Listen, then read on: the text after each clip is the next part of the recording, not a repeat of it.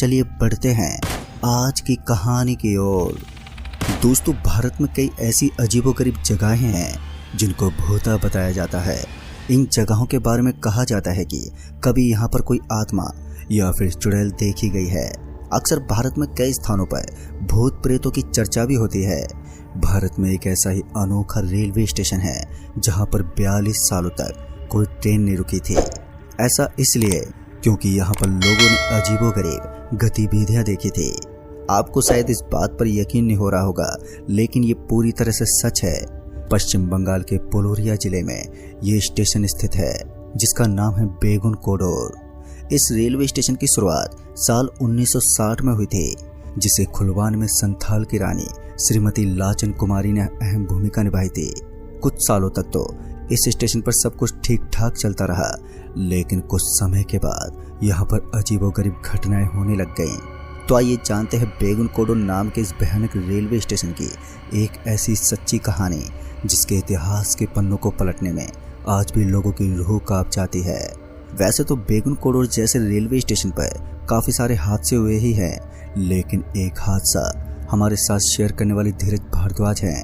लगभग एक ऐसा अरसा हो गया था, मैं अपने गांव ने गया था और अब काफी दिनों के बाद अब गांव जाने की राह ने मुझे काफी हद तक आनंद और उल्लास में भर दिया था। इसलिए मैं ट्रेन पकड़कर बेगुन कोडोर रेलवे स्टेशन पर उतरने वाला था और वहां से कुछ दूर आगे बस स्टैंड पर पहुंचकर अपने घर के लिए निकलने वाला था। करीब 12 महीने के बाद मैं अपनी बीवी बच्चों से मिलने के लिए घर जा रहा था, जिसकी खुशी मुझसे बर्दाश्त नहीं हो रही थी।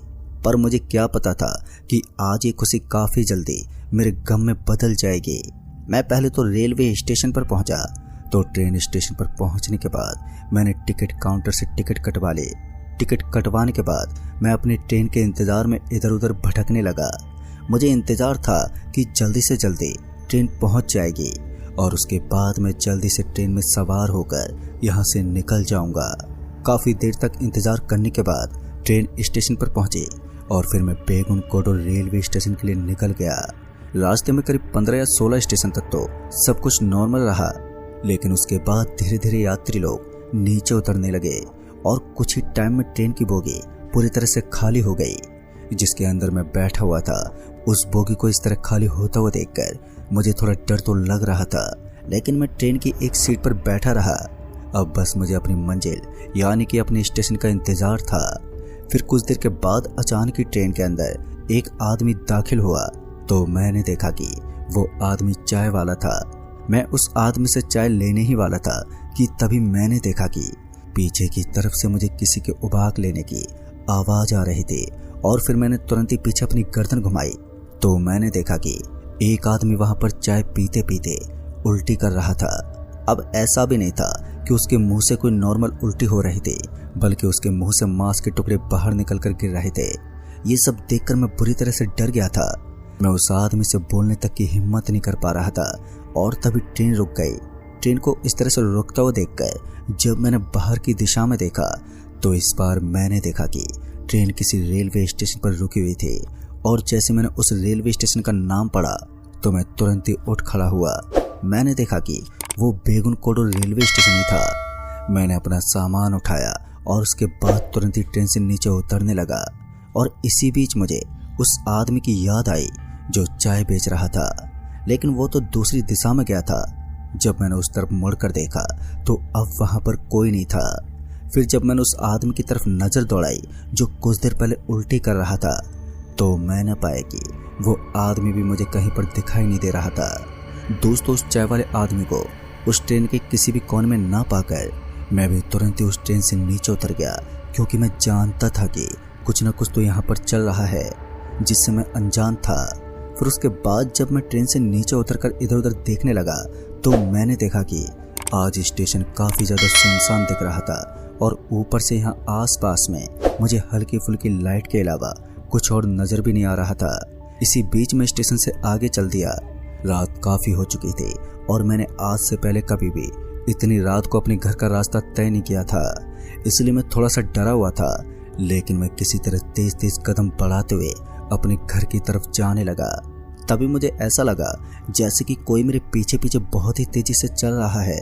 एक बार के लिए तो मेरे रोंगटे ही खड़े हो गए थे, लेकिन फिर उसके बाद धीरे धीरे मैं फिर से नॉर्मल होने लगा, क्योंकि वहां मेरे आजू बाजू में मुझे कोई भी दिखाई नहीं दे रहा था। फिर मैं जैसे स्टेशन से बाहर निकला तो मुझे ऐसा लगा जैसे कि स्टेशन के दरवाजे के अंदर कुछ हलचल हुई हो, और वो कोई मामूली हलचल नहीं थी।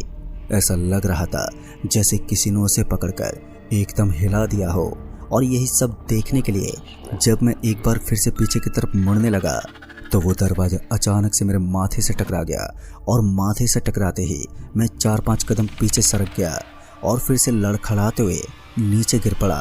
नीचे गिरते ही वहां पर पड़ी हुई सूखी उड़ती हुई धूल मेरे मुंह के अंदर चली गई, और जिस वजह से मुझे तेज तेज खांसी आने लगी। अब यहाँ से एक ऐसी शुरुआत होने वाली थी जिसके बारे में मैंने कभी अंदाजा तक नहीं लगाया था। मैं वापस से उठने ही वाला था कि तभी मुझे उस दरवाजे के नीचे से 2 सफेद रंग की जूती नजर आने लगी, और उन्हें देखते ही मेरी आंखें चमक उठी। मैं उठने ही वाला था कि एक बार फिर से मेरे पैर में बहुत जोर का दर्द होने लगा, और मैं ना चाहते हुए भी फिर से उसी जगह पर जोर से गिर पड़ा। मैं बार बार उठने की कोशिश तो करता, लेकिन ना जाने कैसे मेरा शरीर खुद पे खुद ही वापस से धरती से टकरा जाता, और जैसे ही मेरा शरीर वापस से धरती से लगता तो मुझे ऐसा लगता था जैसे कि कोई मुझे उठा कर नीचे पटक रहा है। लेकिन वहां तो कोई भी नहीं था। बेगुनकोडो नाम के उस रेलवे स्टेशन का नाम आज मेरे जहन में डर और दहशत के दूसरे समुद्र की तरफ बहने लगा। मैं समझ गया था कि मेरा यहाँ पर रुकना बिल्कुल भी ठीक नहीं है, लेकिन दूसरी ओर अब मैं बड़े खतरे में फंस गया था। मैं चाहकर भी कुछ नहीं कर पा रहा था। किसी तरह मैं उठकर खड़ा हो गया और मन ही मन भगवान का नाम लेने लगा, लेकिन जाते वक्त मैंने अपना कीमती बैग वहीं पर छोड़ दिया और सरपट वहां से भागने लगा। मैं बेगुनकोडो के उस रेलवे स्टेशन को जितनी जल्दी पार कर सकता था उतनी ही जल्दी वहां से भाग पड़ा। दोस्तों, उस रेलवे स्टेशन पर ऐसा क्या था जो मुझे बार बार नुकसान पहुंचाने की कोशिश कर रहा था, और आखिर मैं अपना कीमती बैग कैसे हासिल करने वाला था, ये तो सब कुछ समय पर ही डिपेंड था। अगर उस बैग के अंदर मेरी जिंदगी का सवाल नहीं होता तो मैं कभी भी उसे हासिल करने की कोशिश ही नहीं करता। लेकिन पहले तो मैं अपनी जान बचाने के लिए वहां से बहुत ही स्पीड से भागा और कुछ दूर आगे नजर आने वाले एक बस स्टैंड पर पहुंच गया। लेकिन मैं जैसे बस स्टैंड पर पहुंचा तो मैंने देखा कि वहां पहले से एक आदमी बस स्टैंड के बगल में बने हुए चबूतरे के पास आग जलाकर बैठा हुआ था। उस बूढ़े आदमी को उस वीरान जगह पर अकेला देखकर मुझे काफी अचंभा हो रहा था, लेकिन उसके बाद मैं उस आदमी से सहायता लेने के लिए उसके एकदम करीब चला गया। जैसे मैं उसके पास गया तो मुझे और भी ज्यादा डर का एहसास हो रहा था, लेकिन फिर किसी तरह मैंने उस आदमी के सामने अपनी बात रखते हुए कहा, साहब जी, मेरा एक बैग है जिसके अंदर काफी पैसे भी थे, वो रेलवे स्टेशन पर ही रह गया है, और अगर मैं उस बैग को वापस नहीं ला पाया तो मेरी जिंदगी की सारी कमाई एक पल के अंदर ही धूल में मिल जाएगी। मैं आपके सामने हाथ जोड़ता हूँ, कृपया आप मेरी मदद कीजिए। काफी देर तक तो मैं उस आदमी के सामने हाथ जोड़ता रहा, लेकिन वो मेरी सहायता करने को तत्पर नहीं था। जैसे उस आदमी ने अपनी गर्दन को ऊपर उठाया तो उसके साथ ही मेरे पैरों तले जमीनें खिसक गई। जहां पर मैं उस आदमी से मदद की गुहार लगा रहा था तो अब मुझे उस आदमी से भी बचकर भागना था, क्योंकि आग के सामने बैठे उस आदमी का चेहरा आग की उन लपटों के अंदर मुझे साफ साफ नजर आने लगा। जब उसने अपनी गर्दन को ऊपर उठाया तो उसके बाल बड़े बड़े थे और उसका चेहरा मानो किसी ने कुचल दिया हो। दिखने में वो बहुत ही ज्यादा डरावना लग रहा था, इसलिए मैं अंदर से काफी ज्यादा डर गया था। उसके बाद ही मैं तुरंत उठा और वहां से फिर से भागने लगा। आज मेरी हालत बद से बदतर हो गई थी, लेकिन मेरी सहायता करने वाला यहाँ पर कोई भी नहीं था। मैं समझ गया था अगर मुझे उस बैग को हासिल करना है तो बेगुनकोडो रेलवे स्टेशन पर मुझे ही जाना होगा, और अगर मैं उस बैग को अपने साथ ले आऊंगा तभी मैं अपनी जिंदगी के मजे ले पाऊंगा, वरना मेरी जिंदगी हमेशा हमेशा के लिए बर्बादी के रास्ते पर चली जाएगी। मेरे पास सिर्फ एक ही रास्ता बचा था, या तो मैं अपनी जिंदगी बचा सकूं या फिर मैं उस बैग को वापस लाने की कोशिश करूं। और इस बार मैंने ठान लिया था कि मैं अपनी घर की खुशी को इस तरह मिट्टी में नहीं मिलने दूंगा। उसके बाद मैं वापस से स्टेशन की तरफ निकल पड़ा। वो आदमी भी मेरे पीछे पीछे आने लगा था। मुझे उस आदमी का इरादा समझ में नहीं आ रहा था कि आखिर वो क्या चाहता है। मैं इतना तो पूरी तरह से पक्का हो चुका था कि वो कभी भी मेरे ऊपर अटैक कर सकता है। उसके बाद मैं उस बेगुन कोडो रेलवे स्टेशन के एकदम दरवाजे के पास पहुंच गया और जैसे उस दरवाजे के पास पहुंचा तो मैंने देखा कि वहां पर मुझे सिर्फ मेरा बैग पड़ा हुआ दिखाई दे रहा था। अपने बैग को वहां पर गिरा हुआ देखकर मैं उसकी तरफ जाने लगा, लेकिन तभी मेरे पीछे से उसी आदमी की आवाज आई जो कुछ देर पहले आग की लपटों के सामने बैठा हुआ था। तभी उस आदमी की आवाज मुझे धीमी गति से सुनाई दी। एक बार रुक जाओ, अगर तुमने दरवाजा पार करने की कोशिश की तो यहाँ की चुड़ैल तुम्हें अपने साथ ले जाएंगी। मेरे साथ भी ऐसा ही किया था। दोस्तों, ये सुनकर मेरे बढ़ते हुए कदम एकदम से रुक गए और उसके बाद मैंने उस आदमी की तरफ मुड़कर देखा तो मैंने देखा कि वो आदमी काफी टेंशन में लग रहा था।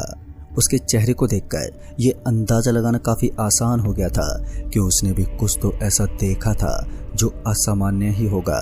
उसके बाद मैंने उस आदमी से कहा, तुम कहना क्या चाहते हो? फिर उस आदमी ने एक हल्की जुबान में कहा, मेरा इतिहास सबसे डरावना इतिहास रहा है, इसलिए बेहतर होगा कि तुम अपने बैग को वापस लाने पर ध्यान दो। उसकी ये बात सुनकर मैंने अपनी गर्दन हिलाई और उसके बाद उस आदमी के कहे मुताबिक मैंने एक कदम आगे लिया और दूसरा कदम पीछे की तरफ। इस तरह करते करते मैं अपने मोटी रकम से भरे बैग के पास पहुंच गया, लेकिन तभी एक विशाल काली परछाई अचानक से उस पूरे के पूरे रेलवे स्टेशन पर मंडराने लगी। इस परछाई को देखकर मैं समझ गया था कि ये काला साया कभी भी मेरे शरीर पर हावी हो सकता है। मैं स्टेशन के अंदर तो आ गया था, लेकिन मेरी एक भी लापरवाही मुझे मेरे अंतिम समय तक पहुंचा सकती थी, इसलिए मैं बड़ी सावधानी के साथ वहां से निकलना चाहता था। अब उस आदमी का भी कोई इशारा मुझे बिल्कुल भी नहीं मिल रहा था, जिस वजह से मैं थोड़ा डर गया था। फिर मैं किसी तरह से उस स्टेशन के दरवाजे से बाहर निकलने की कोशिश करने लगा। जैसे मैंने स्टेशन के दरवाजे की तरफ अपने कदम बढ़ाए तो अचानक ही दरवाजा बहुत ही स्पीड से बंद हो गया। दरवाजा इस कदर बंद हुआ था कि मुझे उस दरवाजे से बाहर निकलने का कोई मौका ही नहीं मिला। अब तो मैं और भी पूरी तरह से टूट गया था और फिर जमीन के अंदर से कुछ अजीब तरह के जीव नजर आने लगे। देखने में वो जीव एकदम पतले थे। तभी मैंने ध्यान से देखा तो मैंने पाया कि एक अजीब सा दिखने वाला जीव चाय की केतली हाथ में लेकर खड़ा हुआ दिखाई दे रहा था और साथ ही स्टेशन की तरफ मुझे एक आदमी उल्टी करता हुआ नजर आ रहा था। मुझे ऐसा लग रहा था जैसे मैंने पहले भी इस दृश्य को कहीं देखा था। जब मैंने अपने दिमाग पर जोर दिया तो मुझे याद आया कि ट्रेन की बोगी में भी मेरे साथ ऐसा ही हुआ था। शायद वो चाय वाला एक प्रेत था और मुझे काफी देर से इसी तरह डराने की कोशिश में था। फिर उसके बाद मैंने देखा कि उन सभी जानवरों के जिस्म के ऊपर गर्मा गर्म चाय गिरने लगी और वो सभी एकदम से नीचे गिर पड़े। सच में आज के दिन मुझे अजीब अजीब दृश्य देखने को मिल रहे थे। मुझे उस आदमी का चेहरा याद आने लगा जो कि कुछ देर पहले आग की लपटों में नजर आ रहा था। अब मैं पूरी तरह से पक्का हो चुका था कि चाय वाला एक प्रेत है और इसकी वजह से ही पूरा का पूरा स्टेशन दहशत के आगोश में डूबा हुआ है। दरअसल उस चाय वाले की चाय की वजह से ही उस आदमी का चेहरा इस तरह का हो गया था और वो दिखने में इतना भद्दा और गंदा दिखाई दे रहा था कि उसके बाद मैं भगवान का नाम जपने लगा। लेकिन मेरी हिम्मत टूट चुकी थी। लेकिन आज ऐसा कुछ नहीं हुआ जिसकी मुझे उम्मीद थी। मुझे लगा कि मैं ऐसे बचकर भाग जाऊंगा, लेकिन फिर अचानक ही मेरे पूरे के पूरे जिस्म के ऊपर बहुत ही तेज ताप महसूस हुआ और उसके साथ ही मेरा पूरा शरीर आग की भट्टी की तरह जलने लगा। मैं वहीं पर नीचे गिर पड़ा, लेकिन मैं स्टेशन की जमीन से बाहर नहीं गया था और जब दोबारा मैंने अपनी आंखें खोली तो मैं हॉस्पिटल में था। मेरा बैग तो सही सलामत था, लेकिन मेरा पूरा का पूरा चेहरा झुलस चुका था। तभी मुझे लोगों ने बताया कि मैं बेगुन कोडो रेलवे स्टेशन के बाहर पड़ा था, लेकिन उस दिन मैं अंदर ही गिरा था।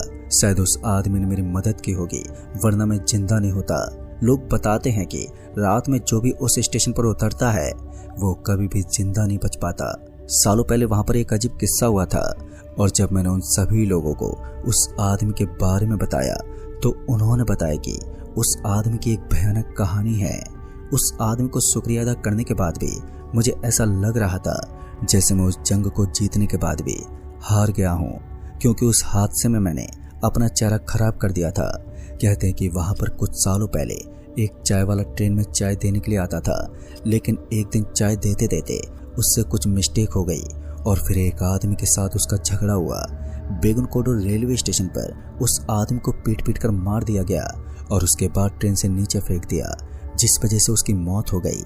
दोस्तों कहते हैं उसके बाद से उसकी आत्मा ट्रेन में ही भटकती है और साथ ही बेगुन कोडो रेलवे स्टेशन पर भी एक महिला को भी देखे जाने की पुष्टि की गई है। अब इस बात में कितनी सच्चाई है ये तो मैं नहीं जानता, पर उस रात मेरे साथ जो हुआ उसे देखकर तो यही लगता है कि वहाँ के बारे में जो भी बताया गया है वो सच ही है। तो दोस्तों इस कहानी में बस इतना ही।